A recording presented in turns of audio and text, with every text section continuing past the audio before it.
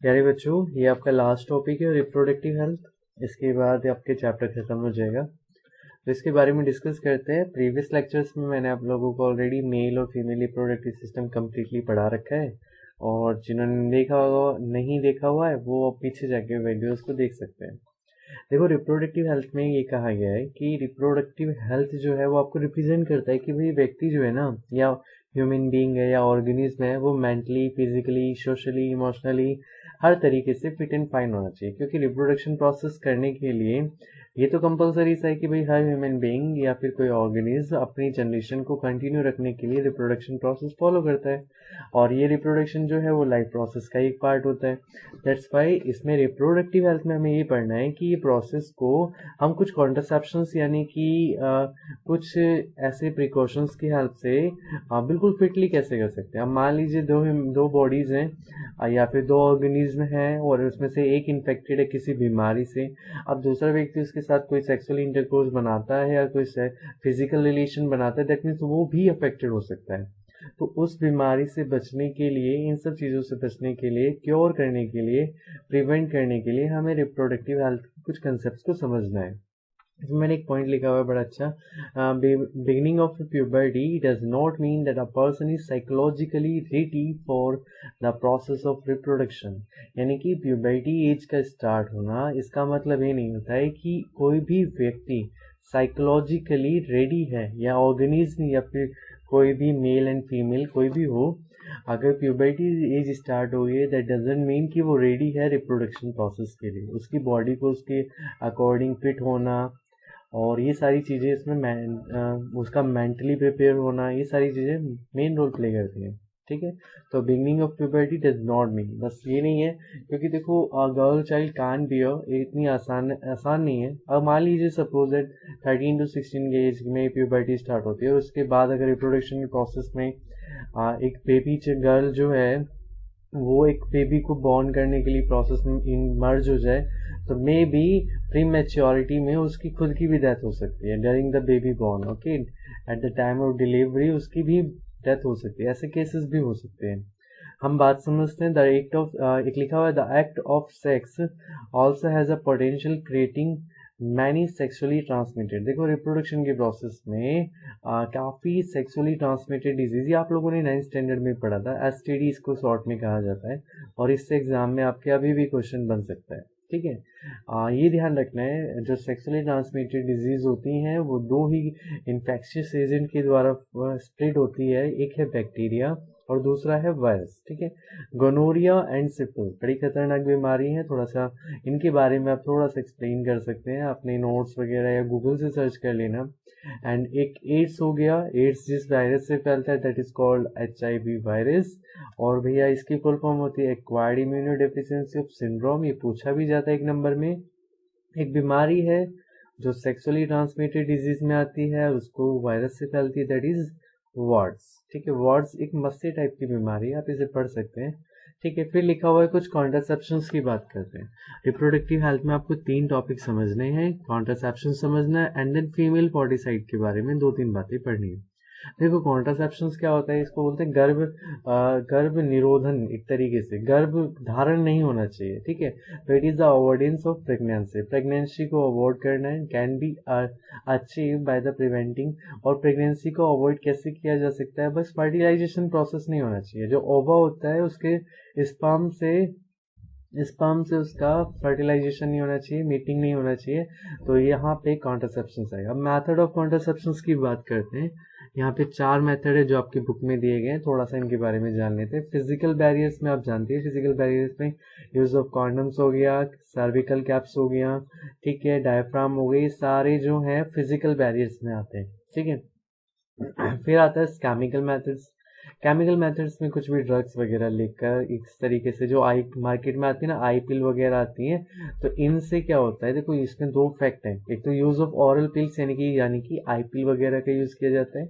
ये ऐसे ड्रग्स हैं जो फीमेल की बॉडी में एग का प्रोडक्शन कुछ टाइम के लिए रोक देते हैं, और इसके कुछ साइड इफेक्ट्स भी हो सकते हैं। इंपॉर्टेंट बात है कि ये प्रोसेस थोड़ी सी साइड इफेक्टिव होती है। ठीक है, एंड दीज चेंज, क्योंकि ये जो है ना, ये फीमेल बॉडी में हार्मोनल चेंज करती है। हार्मोनल्स यानी कि हार्मोन्स का बैलेंस जो है वो गड़बड़ हो सकता है, जिस वजह से इस मेथड को इतना प्रेफर नहीं किया जाता है। ठीक है, फिजिकल बैरियर मोस्टली प्रेफर किया जाता है। एक लिखा हुआ IUCD, intra uterine contraceptive device. बेटा इसमें कॉपर टी वगैरह यूज की जाती है। लूप हो गया, कॉपर टी इस तरीके से होता है, देखो यूट्रस है, यूट्रस के अंदर एक इस तरीके की डिवाइस है ये, जैसे टी होता है ना, कॉपर की एक टी की एक स्ट्रक्चर होती है इस तरीके से, लाइक ऐसी एक डिवाइस होती है जो यूट्रस में फिट कर दी जाती है, जहाँ पे फलोपियन ट्यूब मैंने आपको पढ़ाया था उस तक जो है स्पर्म नहीं पहुंच पाता है। तो by the help of copper T, ये इसकी फुल फॉर्म आपसे पूछ ली जाती है, इसको जरूर लिख लेना, इंट्रा यूटेराइन कॉन्ट्रासेप्टिव डिवाइस। ठीक है भैया, इसको पूछ लिया जाता है कॉन्ट्रासेप्टिव डिवाइस। और दो मेथड्स यहाँ पे लिखे हुए हैं डिवाइस। एक लिखा हुआ है सर्जिकल मेथड। सर्जिकल मेथड जो होते हैं ये शल्य क्रिया हिंदी में कहते हैं, डॉक्टर्स के द्वारा, कुछ डॉक्टर्स के द्वारा, मतलब दो है यहाँ पे वैसेक्टॉमी लिखा हुआ है, ठीक है, और ट्यूबेक्टॉमी। आप लोगों को इंग्लिश में अगर याद नहीं होगा तो आपने हिंदी में वर्ड सुना होगा जिसे नसबंदी कहते हैं।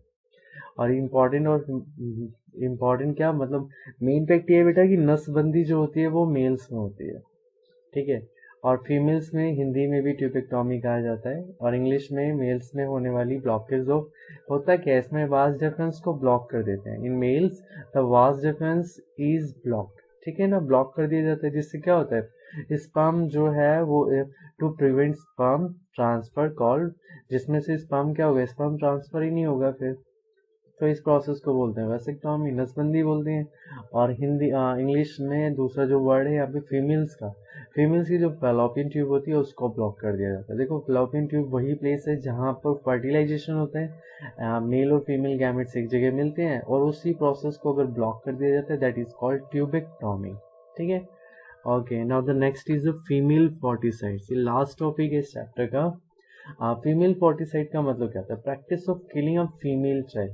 गर्ल, आपने सुना होगा जो लड़की होती हैं, बहुत सारे गांव वगैरह एरियाज में ऐसा अभी भी होता है कि जो फीमेल चाइल्ड है उसको प्रेफर नहीं किया जाता है। तो practice of killing female child inside the womb, गर्भाशय के अंदर ही होता है ना, अबॉर्शन करा लेना, ये सब चीजें जो है ये फीमेल फोर्टिसाइड में आती हैं। ठीक है, और फॉर अ हेल्दी, इसमें एक फैक्ट लिखा हुआ है कि फीमेल फोर्टिसाइड से अफेक्ट क्या पड़ता है। देखो आज भी यहाँ पे एक वर्ड लिखा हुआ है सेक्स रेशियो को बैलेंस करना, वो भी समझाता हूँ मैं आपको। For a healthy society a balance sex ratio is needed that can be achieved by educating people to avoid malpractices like female foeticide and parental sex determination। देखो parental sex determination मतलब होता है उसके गर्भ में, जब माँ के गर्भ में जो शिशु होता है, जो बेबी होता है, उसका पहले ही सेक्स डिटरमाइन कर लेना कि वो मेल है या फीमेल है। हालांकि ये बैन है, प्रॉपरली लीगल वे है इसको करना, लेकिन फिर भी लोग करवाते हैं, पता चल जाता है लोगों को। अगर फीमेल गर्ल चाइल्ड होता है तो अबॉर्शन करा देते हैं। और इन सब में एक फीमेल की और भी ज़्यादा जो इसकी फिजिकली स्ट्रेंथ होती है वो और भी वीक हो जाती है।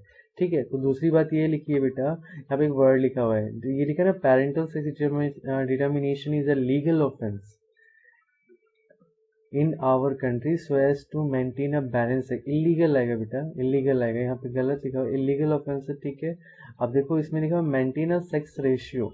सेक्स रेशियो होता है कि कितना 1000 बॉयज यानी कि मेल पर जो फीमेल का रेशियो है अराउंड 940 है। ये 2011 के सेंसस के अकॉर्डिंग है, 2011 में जनगणना हुई थी, तो भारत में प्रति 1000 व्यक्ति पर 940 महिलाएं, 60 महिलाओं की यहाँ पर अभी भी कमी है। एक ऐसा कंट्री रसिया ही है, रूस के अंदर महिलाओं की क्वांटिटी यानी कि फीमेल्स की क्वांटिटी ज़्यादा है और मेल्स की क्वांटिटी कम है। तो इसको बैलेंस रखना भाई, 1000 लड़के हैं, बॉयज हैं, मेल्स हैं, तो 1000 ही फीमेल्स होनी चाहिए। ठीक है, तो इसको बैलेंस रखने के लिए ये सारी चीज़ें फीमेल फोर्टिसाइड्स रोका जाना चाहिए। तो इसमें हमारा इतना ही है, एंड देन ये चैप्टर आपका खत्म होता है। बाकी नेक्स्ट चैप्टर हम कोई स्टार्ट करेंगे, फिर आपको वीडियोस प्रोवाइड हो जाएंगे। Okay, have a good day dear students.